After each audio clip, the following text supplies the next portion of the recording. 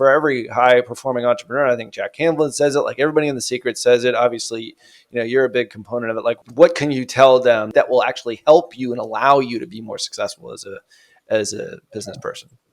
So let me give you a scenario that I think will make sense to everybody. Imagine you're sitting your favorite restaurant or a bar or coffee shop. It doesn't matter. You're with a friend, and over to your left or to your right, you notice somebody that is from Hollywood, and it may be an actor or an actress or a producer that you're familiar with, and you have a lot of respect for that person. They turn around and they look at you and they kind of wave, and you see that they're holding, like a little manual in their hand.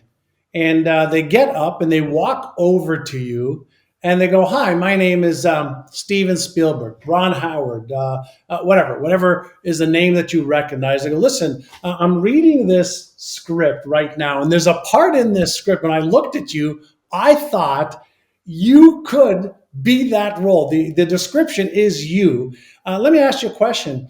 If I was to have you look at the script and agree to train you on how to act just like a 5 or 6 minute piece and pay you $1 million, would you be able to take a look at the script and like learn the script? I'll give you some amazing coaching. And let's say you said, "Yeah, my God, I want to be in a movie." And you've never seen the script. You just have respect for the person who shared this, that you might be good at playing this role. What would you do if you signed on the dotted line and said, "Yep, I'll learn the script"? You've never seen it before. What would you do the first day you got that script? What would you do? I imagine if filming was 6 months from now, Go to the end. you'd probably read it once or twice, right? Or maybe 100 times. Sure. I imagine you might close your eyes and you might pretend in your mind what it's going to be like, to be on camera, to be on the stage, to be with one or two of your Hollywood, or the Hollywood celebrities that you like. You might practice until you rehearsed enough to memorize the script, right? Now, the very act of reading it, doing it, practicing it, researching it, practicing it some more, filming yourself, recording yourself over and over and over and over and over again is nothing more than you creating and reinforcing neural patterns in your brain. Would you agree with that? For sure. Well, any pattern that we repeat over and over and over again, our brain likes to make those patterns soft wired or more permanent. And it goes from conscious effort to unconscious patterns. So why review? Like, this is my exceptional life blueprint. And this has got images, pictures of my current life and some of the life that I want to create. It's got every part of my life in the script for health, wealth, relationships, career, business, finances, charity, net worth, income, everything in a script that's taken me 40 years to perfect. And you know what I do every day? I review my script. I review the vision, the goals. I visualize it. I emotionalize it. I read it. I run my fingers across it. I listen to it. Why? Because I am creating patterns in advance of needing them, so that my unconscious or subconscious mind, all right, moves me towards them versus being afraid of them.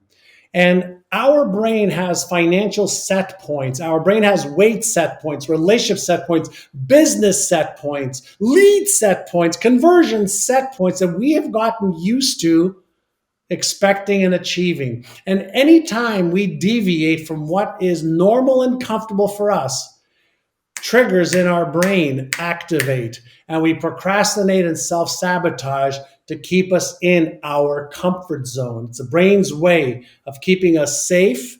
We can be miserable and safe. It's our brain's way of conserving energy. It's our brain's way, all right, of making sure that we do just what we need to do based on the conditioning that we have had over 6 months, 12 months, 2 years, 3 years, 4 years. And that's why businesses hit plateaus. That's why people hit income plateaus, businesses hit plateaus, not because the knowledge and the skill isn't there or available, is that they hit mental or emotional or strategical or financial plateaus that is their own brain's setting. No differently than the room that you are in right now is at a certain temperature.